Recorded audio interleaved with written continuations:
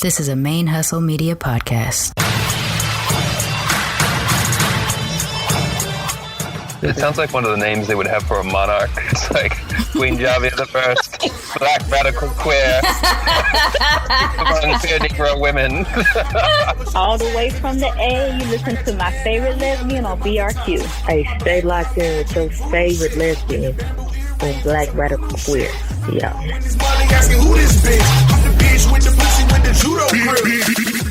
Hey y'all, this is Javia Nicole, aka your favorite lesbian, and you're listening to Black Radical Queer Podcast, our stories on our own terms. Hey y'all, this is Javia Nicole. Welcome to another episode of Black Radical Queer Podcast. So today I actually have a longtime friend of mine on with me. Of course, as usual, those of you all who have been listening to me for a while already know how this shit works. But this is just for the new people. I'm going to allow my guests to introduce themselves, give y'all a little bit of information, and then we'll get into our conversation. So you can go ahead. Thank you. My name is Imani. I'm from Decatur, Georgia, Zone 6. I am 28 years old. My 9 to 5 is security, but my passion is poetry. I just like to write, and I like to create things. And yeah. That's it for the most part. So a little bit of like background in Imani. So it's, I guess, fitting or it's appropriate that Imani said like her passion is to create, to write, because that really is a big, I guess you could say, cornerstone of our friendship and one of the kind of major ways that we connected to one another. So we met, 12, almost 13 years ago, when we were both teenagers. So Imani was 16, I was 18, I was fresh out of high school. And so I won't go into like every little, detail, but we met, we clicked. So that was cool. And something we had in common is that we love music. Before we even knew about any other like stuff we had in common outside of, just being gay as hell, that we both love, like music nerds, like not just like, oh, I like this song, but just like all immersed in it. Like, man, but did you hear this part? Did you hear that part? That's like on another level with it. So that was really our initial kind of like connection to each other. We met at this camp situation and we just, would talk about music, talk about lyrics and writing and stuff like that. And then we ended up working on this creative like project together as a result of that camp or whatever. So we did all that good stuff. But we just kept in touch. Like, people went their separate ways, but we made an effort to really be like involved with each other outside of the camp. So we, would hang out or talk all the time outside of just like seeing each other at the camp. I was like a camp facilitator basically, and Imani was attending the camp. But yeah, we would see each other regularly because of that, but also, just kind of hung out and talked and stuff outside of that. And would just really, really vibe over like music and art and poetry and stuff. So at that time when we met, it was definitely like a transitional kind of time for both of us. Definitely. I was already out, but Imani's a little bit younger than me. And she already like knew things about herself, but it definitely was in the midst of like a struggle. And that was a lot of how we connected, because I understood what that was like, because I had been through that. I mean, not like it was all, gravy at that point. I was still, figuring some stuff out, but that initial coming out and that initial like, figuring things out, I had already done it. So we talked a lot about that too. And, she went through her process of really getting to know herself. So I want to give her a chance to like just share about that with you all, because it'll kind of give you some more information just about her as a person, and we can kind of just move forward from there. That brought back a lot of memories. Like you said, we met at this place. It's called YP, Youth Pride.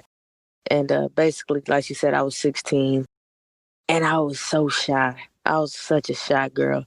I'm still kind of shy, but she probably single-handedly got me out my shell. in like the years, you know what I'm saying, after that. She played a major role in that for me. But 16, it was a very confusing time. You know, one of those studs that wore the tight jeans and the big t-shirt? Yeah, that was definitely me. Me and Courtney talk about that all the time. We talk about that. I don't know why, but we talk about that phase all the time about being like in that in between. The way we describe it, we say like, you know how you know that you're more masculine, but your mama still buy your clothes. Yeah, so you really had to go with what she got you. You know what I'm saying? So it was definitely that the ponytail, you know, having the book bag, change your clothes. You know what I'm saying?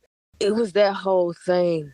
But that whole summer that we spent together, you know what I'm saying, really played a very big role, because that following year I actually came out to my mother. Now that's a very funny story. Would you like to hear? Like to hear? Here it go. All right. So what had happened was I was skipping school a lot, right? Mm-hmm. My mama found out about it. She told me not to skip school. I was a teenager. What did my ass do the very next day? The disrespect. Right. So I'm walking with one of my partners. We would do this dumbass shit. We would miss the school bus to go get some breakfast and hop on MARTA to get to school, right? So we would probably get to school around second or third period. Hey, I know that life. You feel me? That day, right. We walk into the bus stop. Who do I see passing by? I was like, wow. Fuck, that looked like my mama car. I heard skirt. That is my mama. That is definitely my mama. Y'all keep walking, dog. Keep walking. Yeah, walk faster. Walk away from me. Right. Man, she pulled up on my ass, hopped out the car, cussing me out, screaming and shit. Get in the car. So I got in the car. Now, my mother was a recruiter for the military. She thought I was on drugs. Wow. She thought I was on drugs. She got my book bag. She emptied out my book bag, throwing shit everywhere. So in the midst of all this, she's still driving me to school. Wow. So she drives me to school. We pull up in front of the school. You know what I'm saying? Nonchalant. I didn't care. But she ended up taking my damn phone. Oh. She took my phone. She was like, get your book bag, get your shit, put it in your bag, get out the car, but you're going to leave the phone. So at the time, I was like, okay, you can have the headphone. Right. Then when I got into school, I was like, fuck, she got my phone. And at the time, you know, back in the day, this was like 07. Mm-hmm. Niggas wasn't memorizing no damn numbers. Right. I was talking to at least 3-4 women. Girls at the time. 3-4 girls, right? Just wilding. Just out here living reckless. Just out here, you know what I'm saying? Young and reckless. Out here. Gang. So in my mind, I'm like, I had everybody's number written down, but it was at the house. And I was at school. And I was on time. So I was at first period. I was like, fuck, I got the whole day to go through this shit with no phone. Dang, I ain't even missed 2 classes. You feel me? I got to do a full day. Right. So get through school. I'm ready to get on the bus. I get home. I found the girls' numbers. I call my main chick, right? Her name was... Hey, we're not going to disclose nobody information without consent. All right, well... Make up a name. I ain't gonna make no name. Yo, I'll call my main chick, man. I'm like, yo, did you hit my phone up today? She's like, hell yeah. And some lady picked up your phone. So I cussed her out. Oh, no. I'm like, bruh, that was my mama. She was like, she said that too, but I ain't believe it. I'm like, that was my mama. Man, that was my mama. I got off the phone with her. I called my other girls, man. That was like, yeah. I called my goddad. I was like, yo, she took my phone. She done had it all day. I think she know. she done talked to girls and like, I think she knows. So like, your godfather already knew? Yeah, he already knew. He already knew. So was like your mom the last person to know? You get what I mean? Like, yeah, I guess other close people to you Other people close to you already knew, but except for her. Yeah, I think she was the last one to know. He picked me up. We went and got something to eat. Kind of wrote out a game plan of how to tell her. Mm-hmm. And so we got back to the house. I heard the garage coming up, and my heart like dropped into my uterus, man. It was Damn, that's far. that's far. That's how low that shit dropped. And she got in the house. So we started the game plan. He was like, yo, I'm gonna kind of talk you into this, and then I'm gonna let you say what you want to say. So he went, cause he known me all my life. So he went into his little spiel, and then, you know what I'm saying, he looked at me, and I was like, you know what I'm saying, I'm gay. I've been liking girls forever, since 4th grade. I started naming like 4th grade teachers, 3rd grade teachers that I was attracted to, and the look on her face. It's like seeing a life, you know what I'm saying, leave her. Wow. It's like my mother's very light, but it's like she went pale. You know what I'm saying? But her body language never changed. But her face never moved, but it was just like her eyes. Mm-hmm. And she didn't say nothing. She never said anything. And she went upstairs. And she closed the door. And I promise you, from that day on, me and my mother never had much of a relationship, but whatever we did have that day, it was done. Come to find out, like a few days later, she came and she threw the phone at me. And when I went through the phone, I saw like all my friends and shit was texting me too. Not necessarily, they was girls. They was just girls I was cool with. So they would be sending me pictures, like just inside joke, laugh out loud shit. Man, when I tell you I went through hell my senior year of high school. And you know how Facebook just had that how hard did age hit you? Mm-hmm. I went back to find the oldest picture on Facebook, which I found was 2007. That's when I came out. I have no pictures whatsoever of 2008 besides my graduation picture. I went through so much hell that last year of high school because of that shit. It was ridiculous. It was ridiculous. I swear the only way I could get that shit out was writing. And even then, I still had so much left. You know what I'm saying? But yeah. I mean, that's a lot. I mean, I remember just at the time that, you know, like we met and everything, that was like before, not too long before, but like that was like the summer before the school year when you actually came out. Yes. So because, so it was just, I just remember, you know, you were already shy, but then you kind of started coming out of your shell and all that. Well, I ain't had no choice, Jay. You ain't leave me no choice. That's not entirely true. Okay, let me clarify, because this gonna make it seem like I just was like pushing her out of her comfort zone. Not pushing, not like that. It wasn't, you know what I'm saying? I was encouraging you because a lot of so there's a difference between like shyness. Well, there's a difference between being introverted and being shy. And I do feel like you're an introverted person, but actually like your nature, you're actually not shy. Like you now, you're very like transparent. You're upfront, like in terms of like who you are. You don't, of course you don't wear your heart on your sleeve or just tell all your damn business, not like that. But with shy, I feel like introverted is just like, that's your personality. Shyness, I think more so comes from insecurity. And so my thing was, I didn't want for you to feel insecure. A lot of times we're insecure about stuff that sometimes it's a little bit irrational, or it's like us being hard on ourselves. And you were super hard on yourself. It's something small to you. It was like, oh, this is just horrible. Like if it's something that you perceive as a flaw in yourself, then you saw it as, this is like the worst shit ever. Ain't nobody gonna try to fool with me because it's just so. And I'm like, but bruh, it's not like that. Like, are allowed to not be perfect. You could just be yourself, and people, you don't have to like put forward a certain image for people to like you.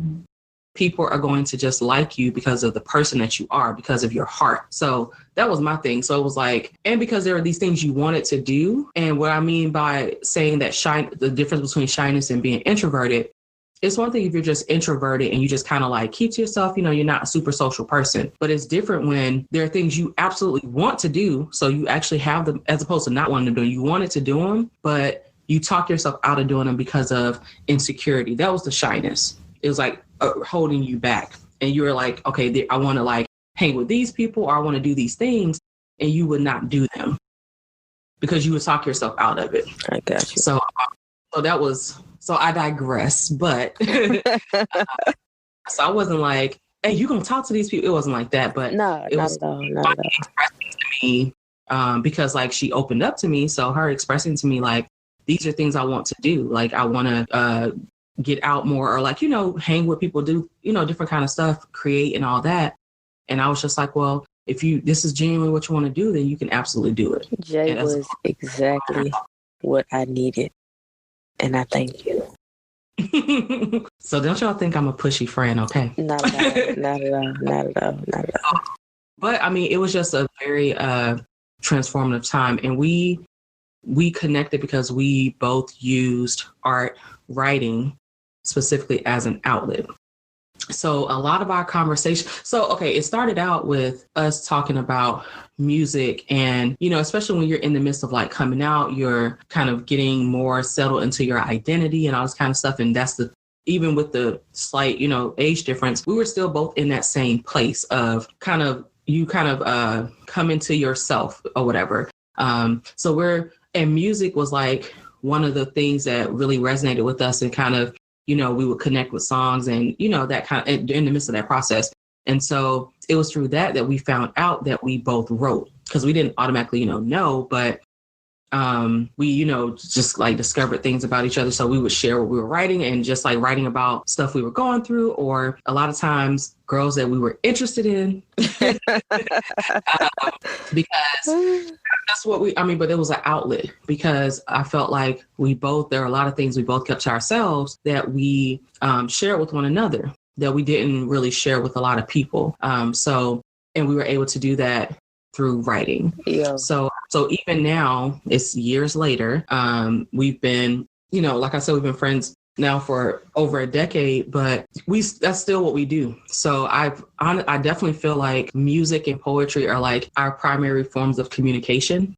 So even, how like you talk to your friends and all that kind of stuff, that's all well and fine, but we have like basically vibe sessions. Like we'll either just be listening to music or we're writing and we're doing poetry and stuff back and forth. And that was like we were able to express ourselves to one another in that way, in a way that we weren't able to necessarily do with everybody. And so it was a different kind of outlet. And so I think that, but I think also we were able to kind of give each other permission and kind of a level of validation to like actually engage in our passion, because we were both passionate about writing, but life stuff happens and all that. So it's like we really, try to like encourage each other to write. And so it's something that I wanted to talk about, because as you all know, my listeners, I've been talking about for 2019, I've been talking about like center yourself. Like, the focus needs to be on yourself and like the things that are meaningful to you, the things that bring you joy or whatever. And I think part of centering yourself is engaging in your passions. We live in a world where it's like we have to work.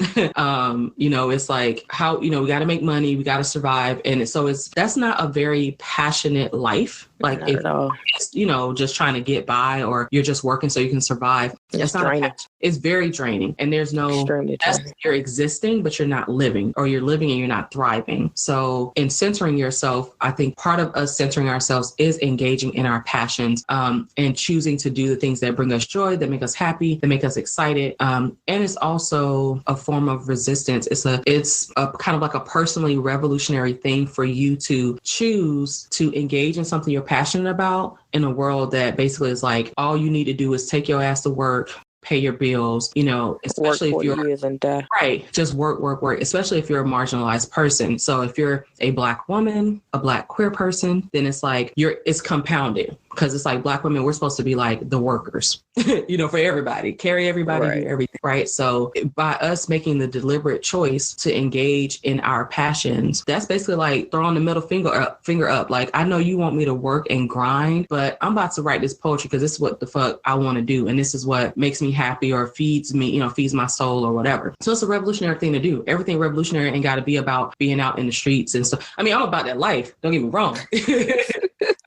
Please don't get it twisted. I'm 110% about that life. With the shit. However, there are so many ways that we can resist on a personal level that we can, and it is revolutionary. Like, you live in your Black ass life, your Black woman ass life, your Black queer ass life, like in a world that is very much against us, is revolutionary. And so engaging in our passions is definitely one of the ways that we can do that. So that's why I wanted to have Imani on and have us talk about give some background about her story, but also us talk about how we've engaged with each other and how we focus on our passion and how we kind of help each other to refocus on our passion. So we've been writing for a long time. And we always have these, because life is real and we got to work, we got bills and shit to pay. But we always have these moments where we kind of like circle back and we're like, hey, let's get this writing, like let's get to this writing. Let's get it in. Yes, let's get these words. It's time, So we've had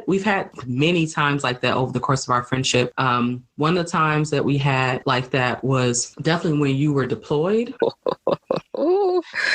Yeah.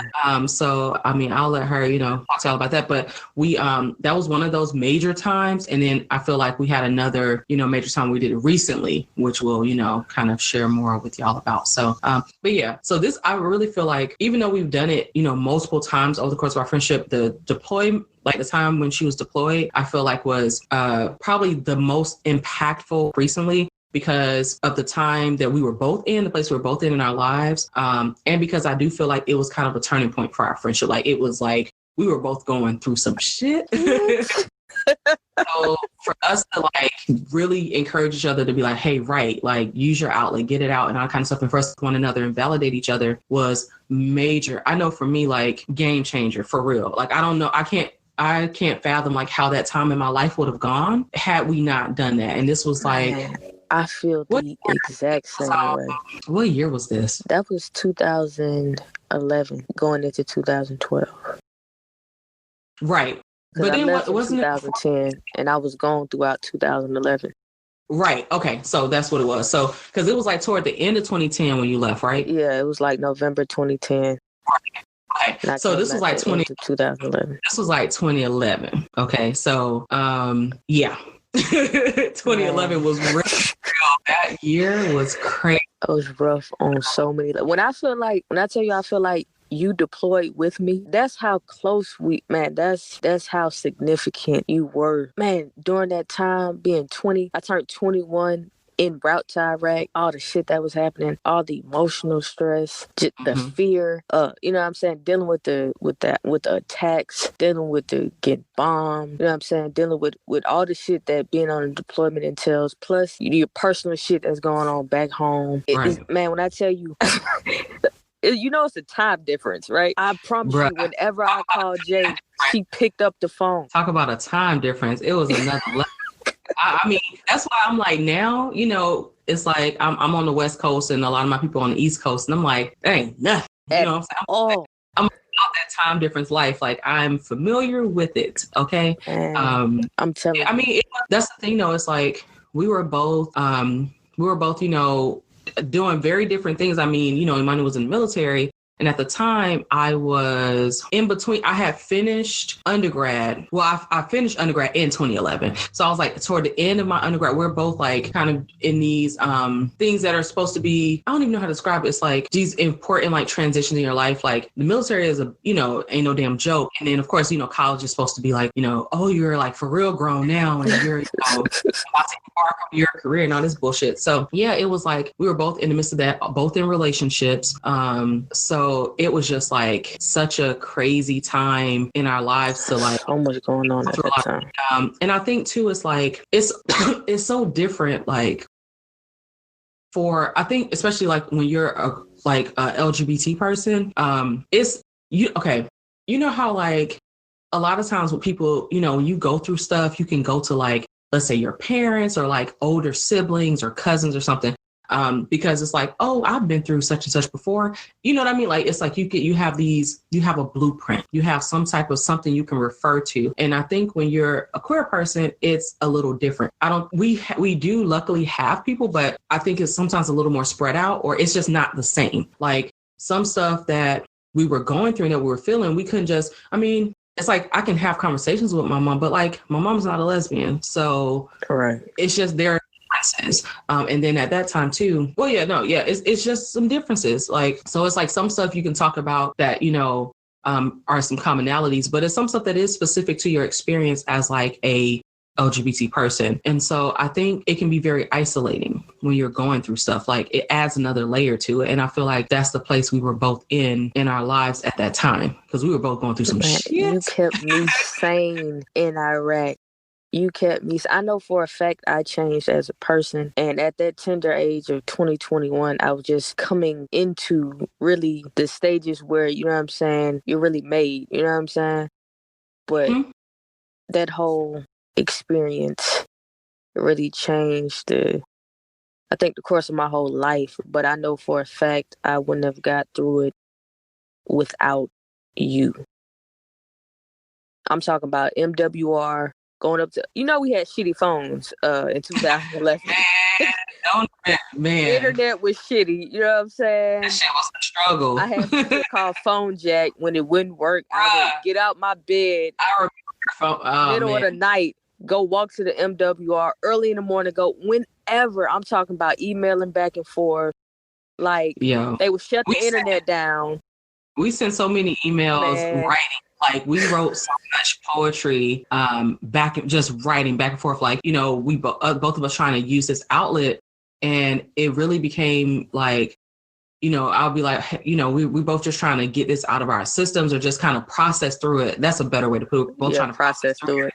Going on. And so we were just I not too long ago actually look back in my email. I would love to read those. Crazy. The email, I'll forward it to you because this was your old email address. So yes, I'll forward it to your current email address. But the email threads is so long. Like I went through it and I was just reading it and it just took me back. Like I felt like I was transported back to that time because we were writing all this poetry about the stuff we were going through. And Imani was writing a lot about what it was like to be deployed, relationship stuff. And I was writing about relationship stuff because, going through major breakups and because it was just a time too where I feel like, we were already cool and we already had like closeness, but just the timing. A whole bunch of that at a whole nother level.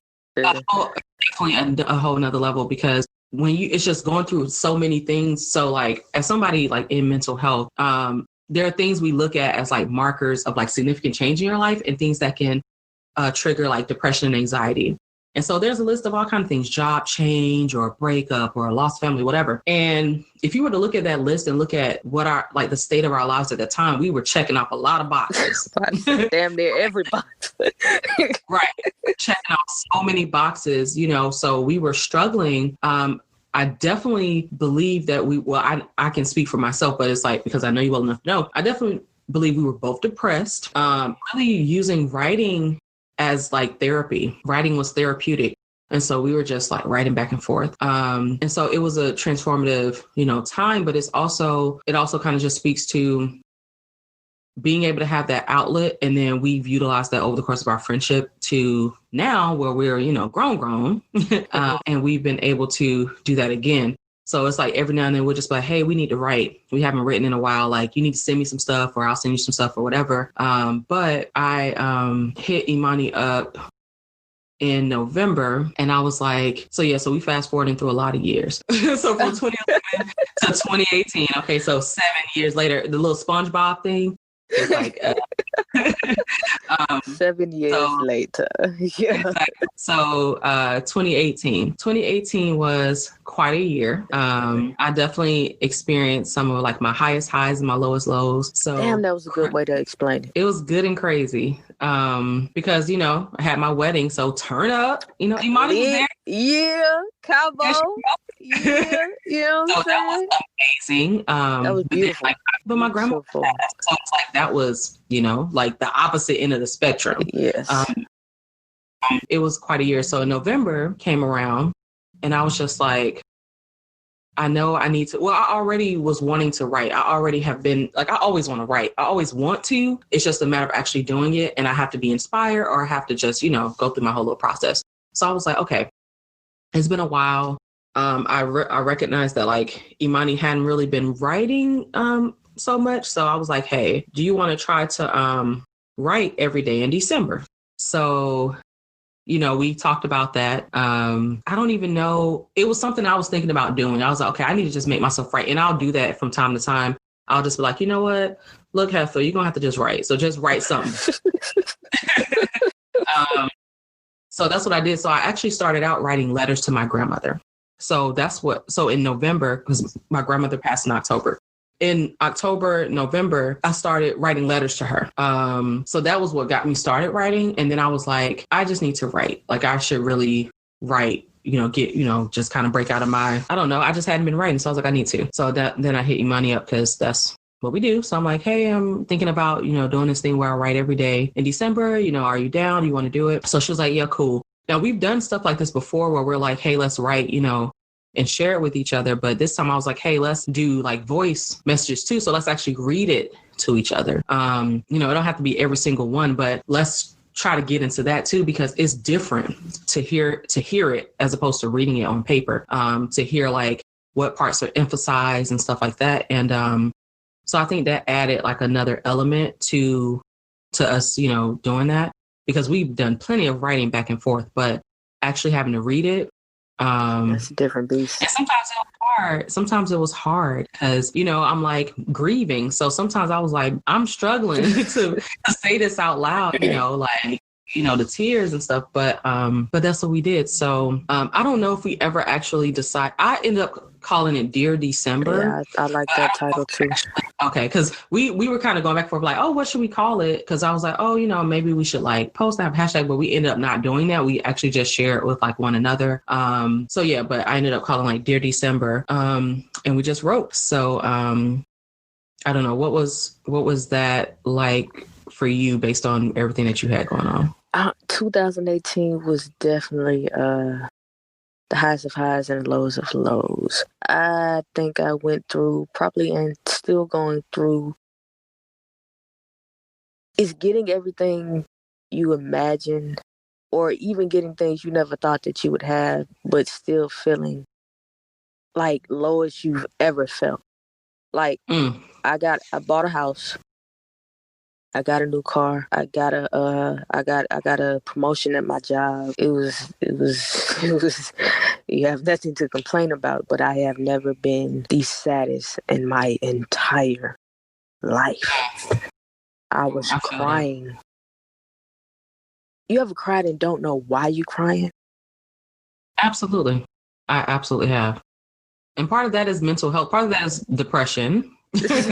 Because and I've had episodes where I've talked about depression before. I mean, my listeners know that I am like, I have clinical depression, like I've been, diagnosed. But it's like part of depression is that you can be depressed and still feel other things. So like a lot of times people think about depression as sadness, and depression is broader than that. So like, because like for me, because I suffer from persistent depressive disorder, I'm pretty much always depressed.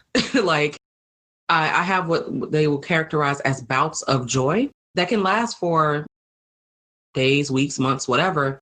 But there's always that underlying whatever of the depression, like it's not going away, basically. Like it's just like any other chronic thing. If it's like, if you have lupus and you have a day where you feel fantastic, that don't mean that you don't have lupus anymore. Like you still have lupus. So it's the same thing with the persistent depressive disorder. I can be happy. So I've had times where like when it was the worst, when I was quote unquote double depressed, which is I had my regular persistent depressive disorder and I had the major depression after my relocation. But when I was like planning my proposal to my wife, like I was hyped.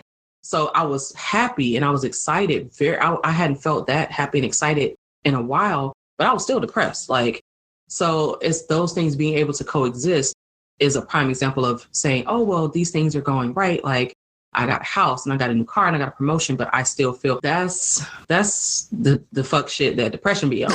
Like, that's the bullshit. That's what I'm saying. That's how depression, you know what I'm saying? That's how depression like to roll, you know? So it's like, oh, I can feel fantastic, but like, I'm still, and I mean, that's very, so it's like its own thing. You can be depressed and feel sad. You can be depressed and feel happy. You can be depressed and feel angry.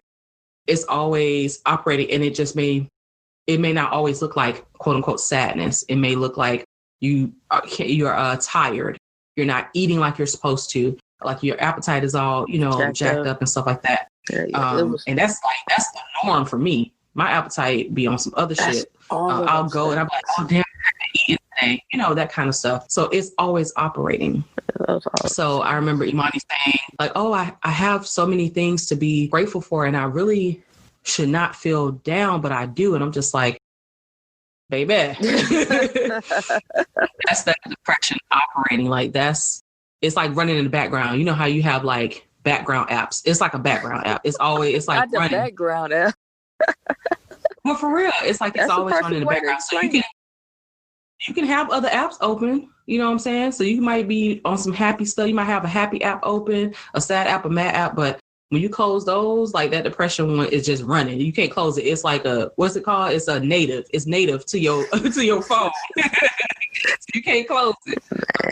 That's what that's about. By the time December hit and you brought that up, it's like it's exactly what I needed, because I was holding a lot of it in. You know what I'm saying? Mm-hmm. Sometimes you can't even explain it.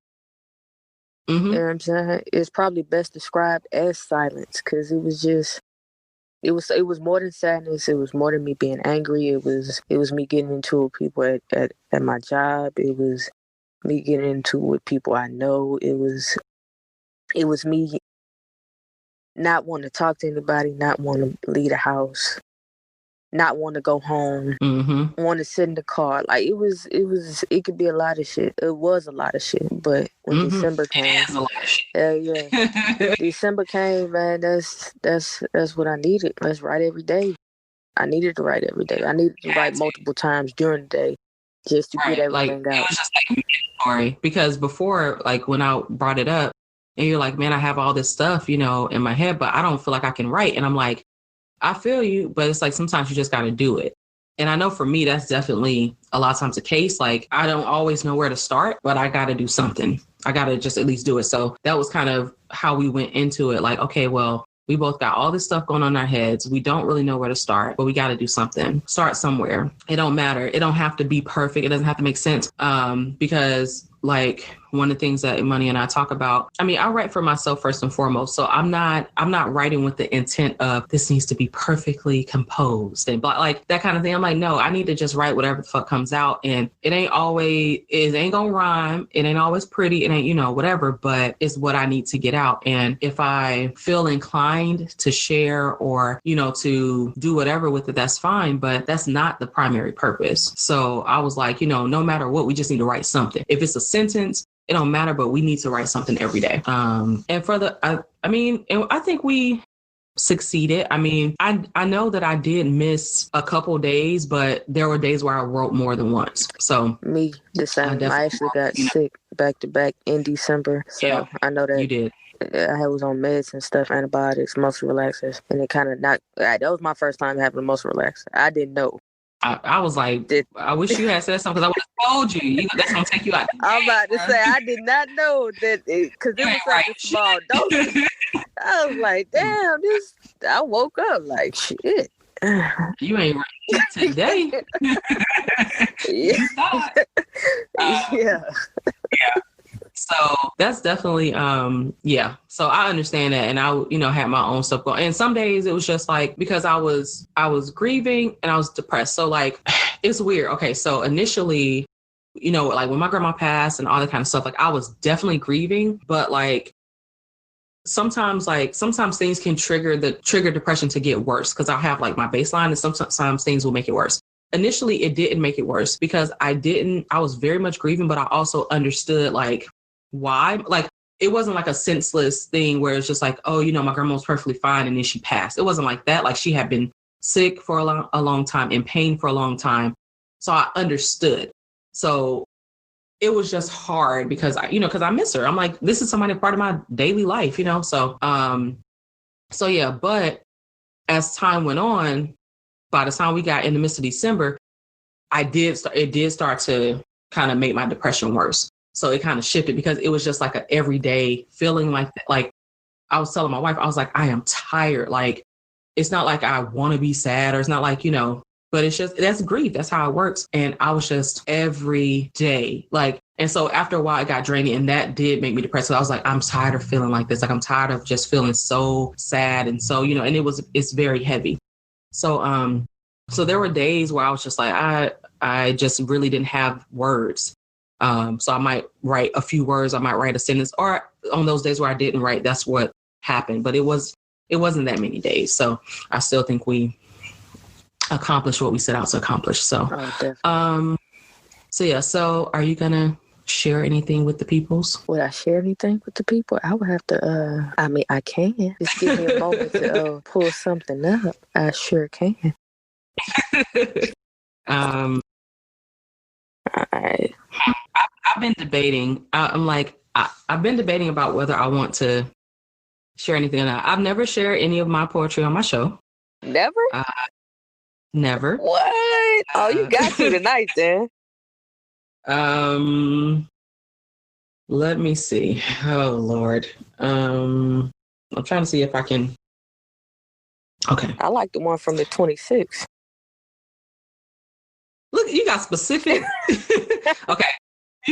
She got requests. Okay, let me see. I got to figure out which one you're talking about. Okay. Tell me how it starts. Is it the one time when I say I feel like I'm more sensitive? Yeah, that one. Okay. Well, I'll share this one, okay, because she brought it up. And I think that might have been the last one I wrote in the month. It was like toward those last few days where I kind of fell off. But let me see. Dang, I haven't even looked at this one. Okay. I'm just gonna read it because if I read it like through before I say it, I might not read it. It might make me sad. So I'll go ahead and read it, and then by the time I'm done, then I'm hoping that Imani will and she can share.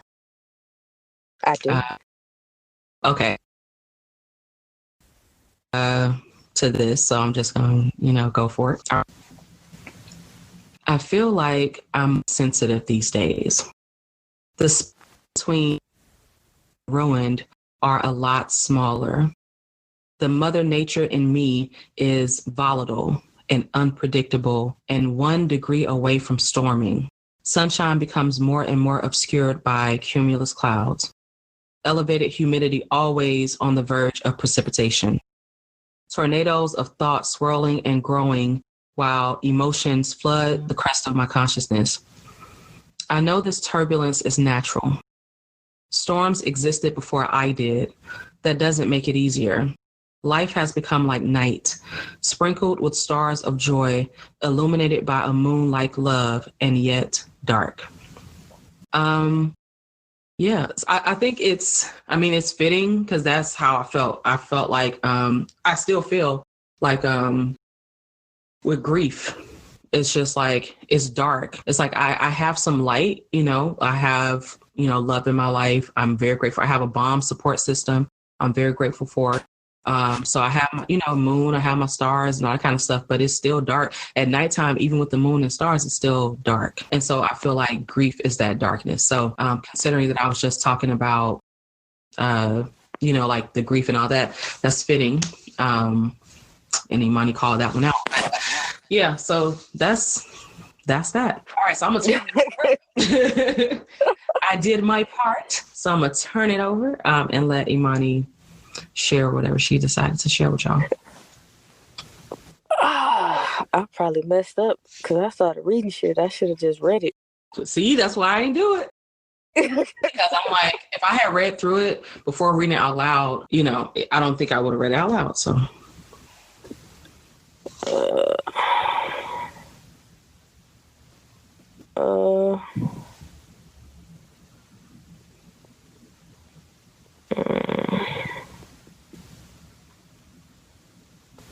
All right, so I'm gonna read this one, all right?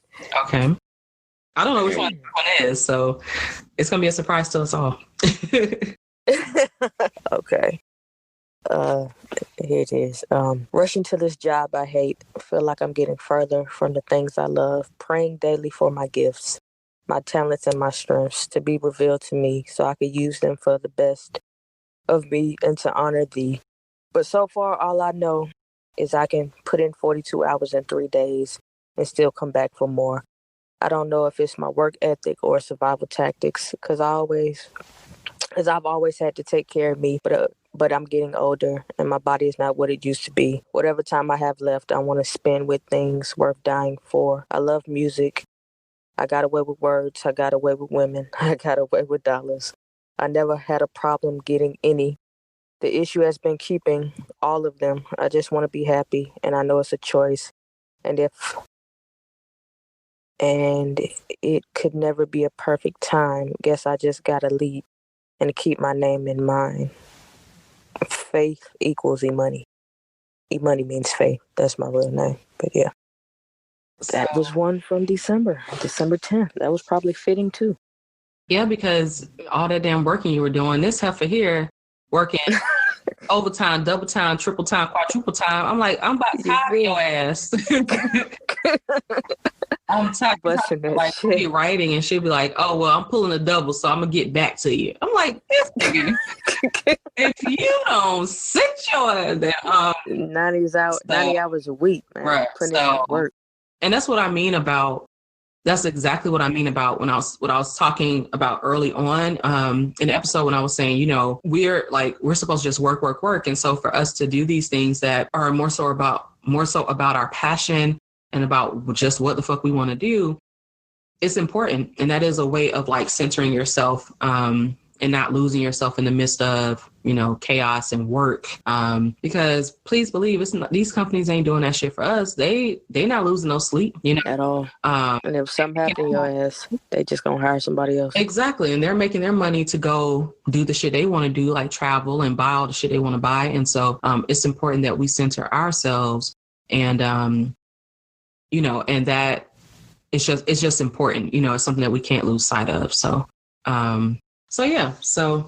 thank you for sharing. And thank you for being willing to come on my podcast and, you know, talk to me and have, you know, regular ass conversation. But I wanted to, I guess, kind of give folks a peek into our conversation and just into our interaction, because I do think that it's something we've been working on, like balancing. We've been trying to balance between, you know, just surviving and doing what the fuck we got to do and all that. And also doing something that we're passionate about and not losing it, not, you know, letting the poetry get lost in the midst of work and life and chaos, because it's something that's important to both of us.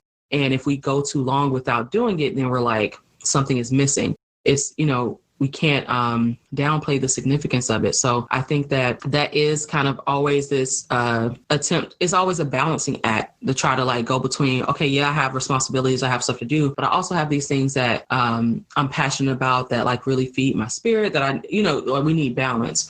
And so since my mantra for my show for 2019 is center yourself, like I want for my peoples, like, come on, Black queer folks, come on, Black folks, people of color, all that. Like, I want for us to really make a deliberate effort to center ourselves and recognize that, because this is Black Radical Queer Podcast.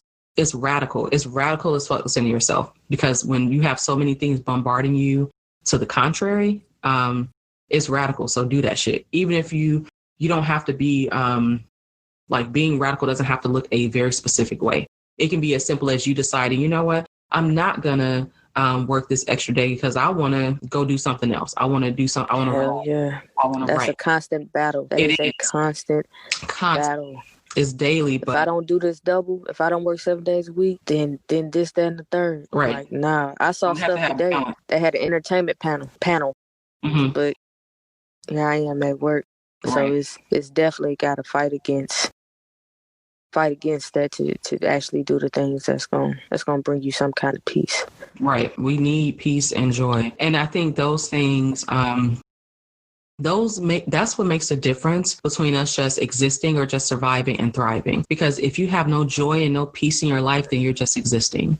Man, Jay, the amount of, like, the way that it affects you getting up every morning, knowing that you have to go somewhere at a certain amount of time and stay there for a certain amount of time is draining when you know you don't want to be there, when you feel like you could be doing so much more, when you know that you could be doing so much more, but you still have bills to pay. You got shit to maintain. Right. You know what I'm saying? But at the same time, you know that, bro, I'm better than this. Nothing against people that do this, because cool. I mean, if that's what you want to do, but... Right. But that's the difference. But, like, man, to do. You know what I'm saying? So it's like, if that's what you want to do, as opposed to forced to do. And that's the difference. Like, you know what I mean? Like, that's the difference between just surviving, just existing, is we have to have those times where we could just do what we actually want to do. We need to have peace and joy in our lives, because that's what's going to separate. That's what's going to make the difference between just, I'm just making it day by day, to like, hey, I'm actually enjoying my life. We have to center ourselves, like doing the things that we enjoy, and making sure that we have, peace and stuff in our lives. That is us deliberately centering ourselves. So that's why that's, a mantra for me, because I'm like, it's so necessary. And, that's what brings like the bright spots and stuff to our lives. So, okay. But before I wrap up, I wanted to see, is there anything else you wanted to share with the people? Do you want to let them know where they can find you on social media? Especially if you're going to be posting writing, so they can see what you be writing and shit. Okay. Your social media, and all that, and then So, got anything you want to? You could find me on Instagram at loner.lifestyle. Loner, LONER.lifestyle. Y'all know how to spell life? You just put life, and then you put out. You know what I'm saying? No space. Loner.lifestyle at Instagram. Loner L on Snapchat. And I just want to give your listeners another gem, right? And I'm sure they know this about you, but growing up, and even now to this day, right, Jay is probably the only person that I can go toe to toe with these play on words. Yo, when I tell you, I have an extremely smart mouth. I didn't know where this was going, y'all. So I was like, I don't know what she about to say. Okay. I have an extremely smart mouth, and I'm talking about since I was 16. Jay knew how to get with me. Like, she would have the comebacks. I call myself the comeback queen. Like off the top of the dome, I could just reply with some shit, and she was the only person that can go toe to toe with me, like replying with shit back to back. Like, I'm talking about her wordplay is out of this world, for real. Same. That was the basis of our, before we, even got into all the poetry, it was the shit talking. I'm like, I did on Instagram where I was like kind of shouting out my friends, like, because I don't call everybody my friends, and like my friends have been around for, years. So I like shouted out some of my friends, and I was just like, yeah, this is like, I called Imani like my favorite shit talker, because she can talk some shit. And so just that, but that really was kind of like the foundation of us really talking to each other, because even back when she was 16, just having that quick response to her, initially it was like all, jokes and games, but that ended up building a rapport. And it was because of that rapport that she ended up actually like opening up to me and trusting me. And then we us trusting each other and stuff like that, to be able to navigate through some very vulnerable things together. So so that's what that is. But yeah. I don't know what's going on lately. I'm gonna say this, then I'm gonna end because I'm looking at the time. But I don't know what's going on lately. But like, I'll have guests on, and they be wanting to like reveal stuff about me. So I had like when I just had Amber on, and I don't know how we got on the topic, but I ended up mentioning belly dance, and she's like, "Hold on, you ain't just." I'm about to say, yeah, past that. So she have a conversation about me belly. I'm like, see. Yeah. So we're trying to hide some talents, revealing extra stuff to the peoples. But thank you for being on. something we've been talking about for a while, but I think it's appropriate that we did it after, doing the December thing. Yeah. So that's pretty much it. Y'all follow Imani on social media. Please. I got this thing called Jaded January. I saw. Yeah, Jaded January, man. Check that out. You know what I'm saying? Because Drake, yes, I'm jaded. Yes. So, yeah. And then I'll see, maybe a peer pressure later on down the line. We just do like a little poetry session on the show. So, we'll see. We'll see what the peoples want. All right. So that's it, y'all. Thank you for tuning in. As always, y'all already know, I'll be back next week with some more shit. But thank you for listening to me. I really appreciate it. I'm getting more and more, listeners, which it just continues to blow my mind. I'm like, y'all are still rocking with me. My base is consistent. So shout out to y'all who've been listening, since I launched, because y'all coming through for a real nigga. One time. So I appreciate that. And to everybody who's new to me, I appreciate it. I don't take it for granted. I don't take it lightly. It means a lot to me that you spend some of your time to listen to this show. So, all right, y'all, it's been real. I'm out. Yeah. Black Radical Queer Podcast is all about intersectionality and Black queer folks sharing our stories on our own terms. We navigate an array of identities, and BRQ is an outlet where we can see the spectrum of those identities reflected, explored, and celebrated. Black Radical Queer is a ManeHustle Media podcast hosted by Javia Nicole, produced and edited by Charmaine Johnson. Music is by Publicity. You can find us on social media by looking up Black Rad Queer. It's BLK RAD QWR. We are on Facebook as well as Instagram and Twitter. Same handle regardless, at Black Rad Queer. BLK RAD QWR. We also have a Facebook discussion group that's just called BRQ Discussion Group. And you can also listen wherever you get your podcasts. So we're on iTunes, we're on Spotify, Google Play, all those types of things. And we have, our home base that's on Libsyn, so you can listen on there as well. Thank you so much for tuning into this episode. Make sure you come on back around next week to see what we have for you. And all right, y'all, I'm out.